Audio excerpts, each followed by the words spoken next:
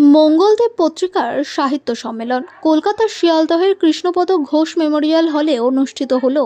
প্রায় শতাধিক কবি সাহিত্যিকদের উপস্থিতিতে মঙ্গলদেব সাহিত্য পত্রিকার বার্ষিক সাহিত্য সম্মেলন সুরজিৎ কোলে এবং কুন্তল অধিকারীর যৌথ সম্পাদনায় শারদীয়ার সংখ্যা মায়ের আঁচল কবিতা সংকলনটি বিশিষ্ট অতিথিদের উজ্জ্বল উপস্থিতিতে মোড়ক উন্মোচন হয়। এই অনুষ্ঠানটির বিশেষ অতিথি হিসেবে উপস্থিত ছিলেন রামকৃষ্ণ মিশন স্বামী বিবেকানন্দের পৈতৃক বাড়ি এবং সাংস্কৃতিক কেন্দ্র কলকাতার স্বামী বিশ্বাদ্যানন্দ মহারাজ।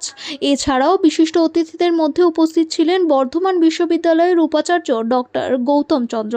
প্রধান অতিথি ছিলেন জাতীয় ও আন্তর্জাতিক পুরস্কার প্রাপ্ত বিশিষ্ট সমাজসেবী অনির্বাণ সামন্ত সহ ডক্টর সর্বজিৎ যশ, ডক্টর মহিতোষ গায়েন, সুদিন শীল, ডক্টর এমদাদ হোসেন, সরস্বতী মণ্ডল, ব্রিগেডিয়ার তুষারকান্তি মুখোপাধ্যায়, মহেশ্বেতা বন্দ্যোপাধ্যায়, কুন্তল অধিকারী।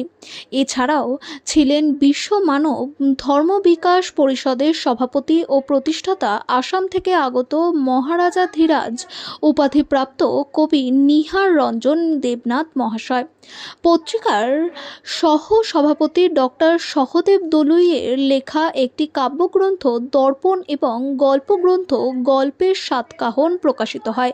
অনুষ্ঠানে কবিতা পাঠ করেন প্রায় ৩০ জন কবি। এছাড়াও অসমীয়া ভাষায় সুন্দর কবিতা পাঠ করেন স্বপ্না কলিতা ও স্মিতা কলিতা।